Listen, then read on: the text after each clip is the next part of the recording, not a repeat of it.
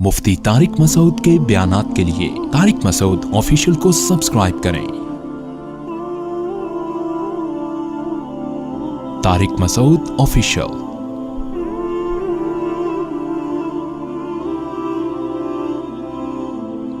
देखो, बिदअतियों को देख लो, आज के बिदअतियों को। 50 साल पहले ये कुछ थोड़े से सीधे नजर आएंगे आपको, इतनी बिदअतें नहीं थी। उससे पहले और थोड़े से सही, थोड़ी बिदअतें आई, फिर थोड़ी और आई, फिर थोड़ी और आई, फिर थोड़ी और आई। अब इतनी हो गई हैं कि ये खुद भी परेशान हो रहे हैं, यार ये हो क्या रहा है मार्केट में। 12 रबीउल अव्वल को बैतुल्लाह के तवाफ़ हो रहे हैं, मसनूई बैतुल्लाह बनाए जा रहे हैं, नाच गाने हो रहे हैं, डांस हो रहा है। ये खुद भी परेशान, ईद की नमाजें तक होना शुरू हो गई रबीउल अव्वल, खुद भी परेशान हो गए इनके बड़े कि यार ये हो क्या रहा है, कहाँ तक। क्योंकि बिदत के पाँव नहीं होते। जब एक दफ़ा आपने बिदत का रास्ता खोल दिया, अब कौम ऑटोमेटिक हो जाती है। अब वो हर चीज़ को हलाल कर देगी बिदत के नाम पे। फिर खाने पीने के सिलसिले शुरू हुए, 11वीं का खाना तो 12वीं का खाना, फिर फलाने का खाना तो ढिमकाने का खाना, फिर मुहर्रम का हलीम। और भाई हम कहते हैं सीधा सीधा कुरान और हदीस को फॉलो करो। कुरान और हदीस में सिर्फ वलीमे का खाना मिलता है और बकरीद का खाना है, और ईद के दिन कुछ मीठा खा लिया करो। इसके अलावा रोज़े मिलते हैं, खाना पीना बोलते क्यों नहीं मिलता। तो हम उसी ट्रैक पर हैं अल्हम्दुलिल्लाह। तो आप देखो ना, कभी हमें रबीउल अव्वल में कोई खाता हुआ नजर, हम जैसे जितना सफ़र में खाते हैं उतना ही हम रबीउल अव्वल में भी उतना ही खाते हैं। जितना हम रबीउल अव्वल में खाते हैं उतना ही हम मुहर्रम में भी खा रहे होते हैं। तो हमारा तो हिसाब बहुत सीधा साधा है। जो अल्लाह उसके रसूल ने कह दिया बस। सहाबा को देख लेते हैं, उन्होंने रबीउल अव्वल में क्या किया, उन्होंने मुहर्रम में क्या किया। उन्होंने अगर कुछ किया तो हम करेंगे, नहीं किया तो हम भी नहीं करेंगे। लेकिन जब आप उस ट्रैक से हट गए तो फिर मेरे भाई आप बेलगाम बढ़ते चले जाओ। तो इस उम्मत में भी ये कुछ हुआ है जो बनी इसराइल में हुआ था। तो वो भी ट्रैक से हट गए, और हटते हटते इतना कुछ, फिर उन्होंने इज्तिहादात, उनमें भी जनाब प्रोफेसर गामदी साहब जैसे लोग पैदा हुए। एक्चुअली करके ना दीन का बेड़ा गर्क। कल आपका पेपर है, एक्चुअली कोई मसला नहीं, आप आज रमज़ान का रोज़ा छोड़ दें, एक्चुअली कल क्या है आपका पेपर है। तो चूँकि सफ़र में रोज़ा छोड़ने की इजाज़त है, वो भी टेंशन है, तो कौम के मुस्तकबिल के लिए रोज़ा छोड़ने की इजाज़त क्यों नहीं। अगर आप फ़ेल हो गए तो आप जैसे दर्जनों और फेल हो गए तो मुल्क हमारा तरक्की में क्या हो जाएगा, पीछे। लॉजिक तो है यार इसकी। तो ऐसे ना लॉजिक के लिए नस भी तो होनी चाहिए, दलील भी तो होनी चाहिए।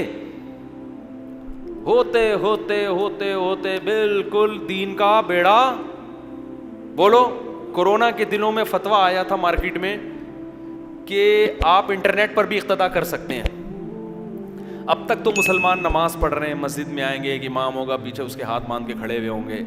टेक्निकल इतना कर दिया इस्लाम को कि इमाम साहब अल-फलाहिया में नमाज पढ़ा रहे हैं, आप इंटरनेट पे घर में क्या कर रहे हैं। हालांकि तमाम फुक़हा का इजमा है कि इत्तिहाद मकान ज़रूरी है, जगह एक होनी चाहिए इमाम और मुक़्तदी की। सदियों से इजमा खुद एक दलील है, कुरान से साबित है।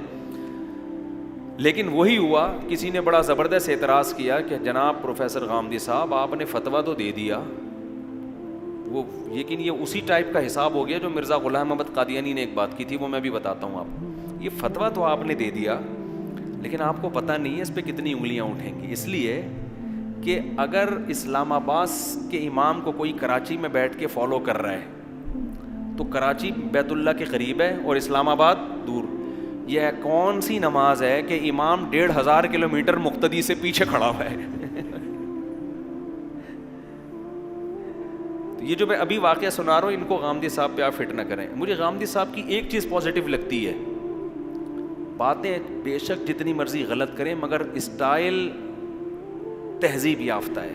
क्योंकि हमारे बाज़ स्कॉलर्स ऐसे हैं, बातें भी गलत और बयान करने का अंदाज भी इंतहाई बदतमीज़ी वाला, जो किसी इस्लामी स्कॉलर पे सूट नहीं करता, और लोग उनको वाह वाह कर रहे होते हैं। अब जिसको बोलना नहीं आता, बदतमीज़ी वाला लबो लहजा। गामदी साहब की ये क्वालिटी है, इतनी गलत बात कर रहे होते हैं कि सामने वाला ना वो सुलग जाता है। बाज़ दफ़ा होता है यार ऐसी, इतनी उल्टी बात करते हैं, आदमी काँप रहा होता है मगर वो मुस्कुरा रहे होते हैं, उनको गुस्सा नहीं आता, उनको गुस्सा नहीं। ये बहरहाल एक क्वालिटी है ये, और ये मैं कहता हूँ सब में होनी चाहिए। डिबेट के वक्त आप पे गुस्सा नहीं आना चाहिए, दलाइल के अंबार लगा दो, लेकिन غصہ نہ, یہ چیز غامدی صاحب سے یقیناً سیکھنے کی ہے. تو وہ ایک مرزا غلام احمد قادیانی, تھوڑا سا فریش بھی ہو جائیں گے نا آپ لوگ. مولانا عطاء اللہ شاہ بخاری رحمۃ اللہ علیہ تھے غالباً, ان کا مناظرہ ہو رہا تھا کسی قادیانی کے ساتھ. یہ قادیانی جو ہے نا, مرزا غلام احمد قادیانی کو عیسیٰ علیہ السلام بھی مانتے ہیں کہ یہ وہی مسیح موعود ہیں. تو انہوں نے کہا کہ دیکھو حضرت عیسیٰ علیہ السلام کا تو معجزہ تھا کہ وہ ماں کی گود میں بولے تھے. تو اس نے کہا ہمارے جو حضرت تھے نا وہ ماں کے پیٹ میں بولے تھے. میں نے بتایا نا, جھوٹ کی ٹانگیں نہیں ہوتی. سچے میں جھوٹے میں بڑا فرق ہوتا ہے. جب آپ پھینکتے ہو نا تو پھر بعد میں سوچتے ہو کہ اس کے مطلب کیا ہے. تو انہوں نے فوراً پکڑ لیا. انہوں نے کہا اگر وہ ماں کے پیٹ میں بولتے تھے تو دیکھو راستے تو دو ہی ہیں جہاں سے آواز آتی ہوگی, یا تو ادھر سے آتی ہوگی یا کسی اور جگہ سے آتی ہوگی. دو ہی چیزیں ہیں جہاں سے آواز آ سکتی ہے. تو اگر ادھر سے آتی تھی تو پتہ کیسے چلتا تھا کہ بچہ بول رہا ہے کہ ماں بول رہی ہے. تو ایک ہی جگہ رہ گئی جہاں سے آواز آتی تھی جس سے پتہ چلتا تھا کہ یہ بچہ بول رہا ہے. تو یہ کیسے پیغمبر ہیں جو وہاں سے بول رہے ہیں؟ سمجھ رہے, یہ کون سا پیغمبر ہے بھائی؟ جب بولتا ہے تو آواز کہاں سے آتی ہے؟ وہاں سے آتی ہے جہاں سے وضو ٹوٹ جاتا ہے آواز آنے سے. تو وہ شرمندہ ہو گیا, وہ نا شرمندہ ہو گیا کہ یار میں کیا کہہ دیا میں نے. تو باطل کی باتیں ایسے ہی ہوتی ہیں. تو ہمارے ہاں بھی جو بدعتی لوگ ہیں انہوں نے نبی صلی اللہ علیہ وسلم کو حاضر ناظر, مشکل کشا, حاجت روا, مختار کل سب چیزیں بنا دیا. جب ان سے سوالات پوچھے جاتے ہیں کہ بھائی پھر اللہ کو کب پکاریں, نبی کو کب پکاریں, کون سی دعا اللہ سے مانگیں, جب اللہ نے سارے اختیارات نبی کو دے دیے ہیں تو پھر نبی سے ہی مانگ لیں. یہاں آ کے یہ کیا ہو جاتے ہیں؟ کنفیوز. پھر کہتے ہیں بھائی مرضی ہے, جب اللہ نے نبی کو دے دیے اختیارات آپ کے مطابق تو پھر نبی سے ہی مانگ لیں نا. تو کہہ رہے ہیں مانگ لو. ہم کہتے ہیں پھر ساری زندگی اگر کوئی, پھر اللہ سے مانگنے کی ضرورت کیا ہے؟ اللہ نے دیے اسی لیے تو ہیں کہ ان سے مانگو. دیکھو میں اپنا اسسٹنٹ کسی کو بناتا ہوں, کہتا ہوں بھائی کسی نے کوئی فتویٰ لینا ہے تو میرے شاگرد سے لے لے. تو میں نے اس لیے تو کہا ہے کہ میرا ٹائم بچاؤ, اب اس سے فتویٰ لو. قرآن تو 2 اور 2 4 کی طرح کہتا ہے میں نے کسی کو بھی کسی بھی قسم کے اختیارات نہیں دیے. سارے اختیارات کس کے پاس ہیں؟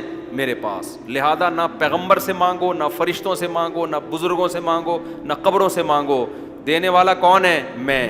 یہ عقیدہ 2 اور 2 4 کی طرح واضح ہے, اس میں کسی قسم کی کوئی کنفیوژن نہیں. اس سے ہٹیں گے تو ایک جنگل ہے. پھر وہ کہتے ہیں جب پولیس سے مدد مانگنا جائز ہے تو پیغمبر سے مانگنا جائز کیوں نہیں؟ بھائی پولیس سے مدد اور طرح کی مانگی جاتی ہے, وہ اسباب کی دنیا میں مدد ہے. وہ ہم اسباب سے ہٹ کے مدد کی بات کر رہے ہیں. اسباب والی مدد تو میں آپ سے بھی پانی لے کر آؤ, یہ کرو وہ کرو, یہ تو اسباب سے ہٹ کے ایسی مدد جس کی لاجک نہیں ہے. اللہ کچھ کرنے میں کسی لاجک کا محتاج نہیں ہے. وہ سب کچھ زکریا علیہ السلام کو بڑھاپے میں اولاد دے سکتا ہے. اب زکریا علیہ السلام, کوئی آدمی بوڑھا ہو, بیوی بانجھ ہو, اور وہ کسی سے جا کے اولاد مانگے, وہ کافر ہو جائے گا؟ وہ کہے نا کسی بزرگ سے مجھے اولاد دے دیں, اس کا مطلب بھائی تو کیا یہ اسباب سے ہٹ کے یہ تھوڑی کچھ کر سکتے ہیں؟ بوڑھوں کو تھوڑی اولاد ہوتی ہے جبکہ بیوی بانجھ ہو. خیر, تو کہاں سے کہاں بات چلی گئی. تو اللہ نے عیسائیوں میں جب شرک آیا, پھر عیسائیوں نے اپنے مذہب کو بڑا تبدیل کیا. یہ جو عیسائیوں میں کزن میرج ختم ہوئی ہے, خود عیسائیوں کی تحقیق ہے, یہ بھی پادریوں کی ملاوٹ ہے مذہب میں. حضرت عیسیٰ کے دین میں کزن سے شادی کی بولو اجازت تھی. ایک انگریز عورت نے اس پہ لکھی ہے تحقیق کہ فیملی سسٹم کو ختم کرنے کے لیے نا, خاندانی نظام کو ختم کرنے کے لیے پادریوں نے یہ کرنا شروع کیا کہ دور لوگوں میں شادی کرو, قریبی رشتوں میں شادی مت کرو. کیونکہ جب آپ اپنے قریبی خاندانوں میں شادی کرتے ہیں تو آپ کی جو روایات ہیں وہ اور مضبوط ہو جاتی ہیں. تو پادری یہ چاہتے تھے کہ لوگ کس کے محتاج ہوں؟ ہم جس کو حلال کہہ دیں یہ حلال سمجھیں, ہم جس کو حرام کہہ دیں یہ حرام. اسی کو تو قرآن نے کہا اتخذوا احبارہم ورہبانہم اربابا من دون اللہ, کہ انہوں نے اپنے راہبوں کو اور اپنے عالموں کو اللہ کو چھوڑ کے خدا بنا لیا تھا. صحابہ نے پوچھا یا رسول اللہ، یہودی تو اپنے عالموں کو خدا نہیں کہتے، عیسائی تو اپنے پادریوں کو خدا نہیں کہتے، تو کیسے خدا بنا لیا؟ اس کا جواب نبی صلی اللہ علیہ وسلم نے دیا، فرمایا کیا تمہیں پتہ نہیں ہے کہ جس چیز کو انہوں نے حلال کر دیا انہوں نے حلال، جس چیز کو انہوں نے حرام کر دیا انہوں نے حرام، حالانکہ حلال حرام کرنے کا اختیار کس کے پاس ہے؟ اللہ کے پاس۔ اچھا، اس آیت کا آج ہمارے ہاں غلط استعمال بھی ہوتا ہے۔ ہمارے ہاں نا یہی آیتیں فٹ کی جاتی ہیں چاروں اماموں پر کہ دیکھو امام ابو حنیفہ جس چیز کو حلال کہتے ہیں تم بھی حلال مانتے ہو، جس کو وہ حرام کہتے ہیں تم بھی حرام، علماء جس کو حلال کہتے ہیں تم بھی، تو اس کا اختیار تم نے ان کو دے دیا تو تم نے ان کو کیا بنا لیا ہے؟ یہ آیت کی غلط تفسیر ہے۔ آیت کا مطلب یہ ہے کہ یہودیوں نے، عیسائیوں نے اپنے پادریوں کو یہ رائٹ دیا ہوا تھا کہ آپ شریعت میں چینجنگ کر سکتے ہیں، ان کا یہ نظریہ تھا، جبکہ ہمارا یہ نظریہ نہیں ہے کہ امام حنیفہ شریعت میں چینجنگ کر سکتے ہیں۔ حلال کو حلال بتانا الگ چیز ہے، حرام کو حرام بتانا یہ تو علماء کا کام ہے، وہی بتائیں گے، اور علماء عام آدمی سے زیادہ اچھا بتا سکتے ہیں۔ یہ جو لوگ کہتے ہیں نا کہ انہوں نے علماء کو خدا بنا لیا ہے، مجتہدین جس کو حلال کہتے ہیں یہ حلال مان لیتے ہیں، بھائی وہ حلال بتاتے ہیں، کرتے نہیں ہیں۔ اگر امام ابو حنیفہ اللہ کے حرام کو حلال کر دیتے تو وہ امام ابو حنیفہ نہیں ہوتے، معاذ اللہ نقل کفر، وہ کافر ہوتے، اسلام سے خارج ہوتے ہماری رائے میں۔ ایک طرف آپ ان کو امام ابو حنیفہ بھی کہہ رہے ہو اور ان پہ یہودیوں والی آیتیں بھی فٹ کر رہے ہو، تو یہ سینس لیس ہونے کی دلیل ہے۔ یہ اس کی علامت ہے کہ جس کو یہ والی آیت کا مطلب سمجھ میں نہ آئے وہ باقی آیتوں کا مطلب ہمیں کیا سمجھائے گا؟ تو اس لیے ہم مجتہدین کو اپنا باپ بناتے ہیں کہ قرآن و سنت ہم ان سے سمجھیں گے، آپ سے نہیں سمجھیں گے۔ اور ظاہر ہے قرآن کہتا ہے فَاسْأَلُوا أَهْلَ الذِّكْرِ، اہل علم سے سمجھو، سمجھتے ہو؟ تو یہ آیت کا غلط استعمال بھی، دو انتہائیں ہیں نا، گمراہی دو انتہاؤں کو کہتے ہیں۔ ایک تو یہ جو یہودیوں نے کی کہ انہوں نے اپنے ائمہ کو اپنا خدا بنا لیا، ان کو رائٹ دے دیا، تبھی تو پادریوں نے اتنی تحریفات کی ہیں دین کے اندر، اتنی تحریفات کی ہیں۔ تو عیسائیوں کا عقیدہ تھا کہ پادری کر سکتا ہے، سارے پوپ مل کے چینجنگ کر سکتے ہیں، ہمارا یہ عقیدہ نہیں ہے، نہ امام حنیفہ ایسا کر سکتے ہیں نہ انہوں نے کیا ہے، اگر کیا ہے تو اسلام سے خارج ہیں۔ تو کسی عالم کو فالو کرنے میں یہ آیت فٹ نہیں کی جاتی۔ ہاں جب یہ آیت فٹ کی جائے گی جب آپ کو 100% یقین ہو کہ اس عالم سے غلطی ہوئی ہے، اس کے باوجود آپ اس عالم کو فالو کر رہے ہو، تو یقین سے کوئی دلیل لے کر آئے، تو ایسی دلیل لوگوں کے پاس نہیں ہے، وہ اپنے مطلب کی دلیل لا رہے ہوتے ہیں، مخالف والے کی دلیل کو پی رہے ہوتے ہیں۔ اور اگر کہیں ایسا ہوا ہے امت نے دیکھا کہ امام حنیفہ سے کسی مسئلے میں خطا ہوئی ہے تو پھر امت نے فالو ہی نہیں کیا اس مسئلے میں امام حنیفہ کو۔ خیر جلدی سے بات کو سمیٹ کے ختم کروں میں، تو اللہ نے جب عیسائیوں میں شرک آیا تو اللہ نے یہ سارا سلسلہ کہاں منتقل کر دیا؟ سید الانبیاء محمد صلی اللہ علیہ وسلم، اور پھر یہ خوشخبری بھی سنا دی، یہ خوشخبری سنا دی کہ چونکہ آپ آخری پیغمبر ہیں، ایسی توحید کی آپ نے دعوت دی کہ آپ نے فرمایا نبی صلی اللہ علیہ وسلم نے کہ شیطان اب اس بات سے مایوس ہو گیا ہے کہ جزیرہ عرب میں اس کی عبادت ہو۔ شرک اب دنیا میں پھیل سکے گا، اس امت میں بھی آئے گا، لیکن جزیرہ عرب میں اب شرک بولو نہیں آئے گا۔ ایسی توحید آج بھی پورے جزیرہ عرب میں آپ کو عربوں میں درجنوں خامیاں نظر آئیں گی، شرک آپ کو عربوں میں نظر، قوالیاں دیکھی آپ نے کبھی سعودی عرب میں؟ کوئی مسٹنڈا دیکھا لمبے لمبے بالا میں منہ میں پان رکھا اور پدک رہا ہو بیٹھ کے اور شرکی اشعار پڑھ رہا ہو، کبھی دیکھا؟ عربوں پہ 10 قسم کے لوگ الزامات لگاتے ہیں، عرب یہ ہوتے ہیں، عرب وہ مجھے نہیں پتا ہوتے ہیں کہ نہیں ہوتے، لیکن شرک عربوں میں۔ اگر یہ قبر جو نبی صلی اللہ علیہ وسلم کا روضہ اطہر ہے فرض کرو پاکستان میں ہوتا، کیا محفوظ رہ سکتا تھا؟ سوال ہی پیدا نہیں ہوتا۔ شرک کا سب سے بڑا گڑھ بنا دیا ہوتا یہاں لوگوں نے، یہاں مزار پرستی ہے، یہاں قبر پرستی ہے، یہاں جن چڑیل بھوتیں بہت ہیں، یہاں پہ ہر دوسرا آدمی عامل بنا ہوا ہے۔ سعودی عرب میں کوئی روحانی علاج کی دکان کھول کے تو دکھائے، فوراً پولیس پکڑ کے اندر، وہ چیختا رہے کہ اس پہ قرآن و حدیث سے، وہ کہتے دفع ہو یہاں سے۔ بڑا آیا ٹوپی ڈرامہ. یہ سارے چورن روحانیت کے نام پہ یہاں بکتے ہیں. ایک عرب سے ایک پاکستانی خاتون آئیں, سعودی عرب میں پیدا ہوئی, وہیں رہیں, پاکستانی تھیں اصل میں, وہ یہاں آ گئیں. یہاں ان کی کسی عالم سے شادی ہو گئی.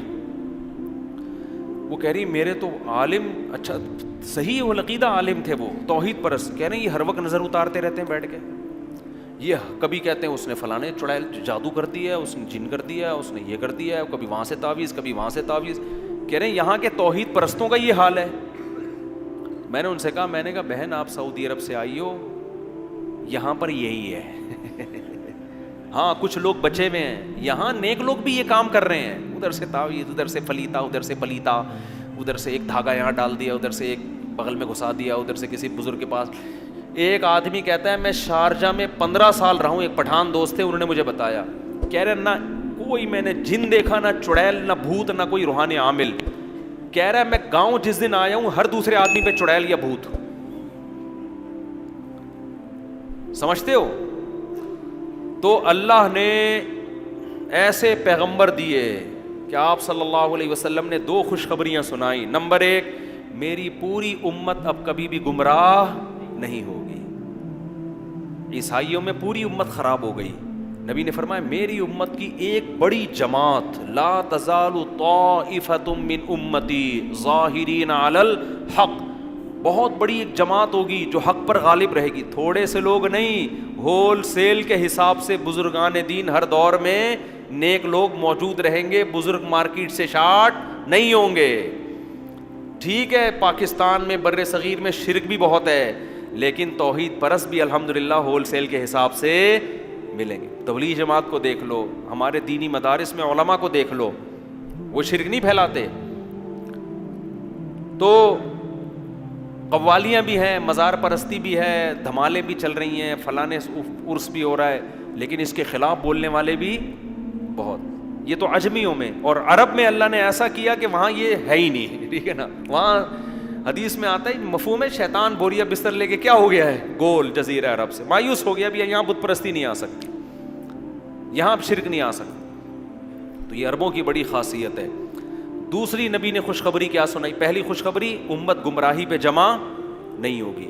دوسری خوشخبری یہ امت, دوسری خوشخبری جزیرہ عرب میں شرک نہیں آئے گا, جزیرہ عرب میں شرک نہیں آئے گا. تیسری خوشخبری امت کی ایک جماعت دین کو بچانے کے لیے ہمیشہ لڑتی رہے گی.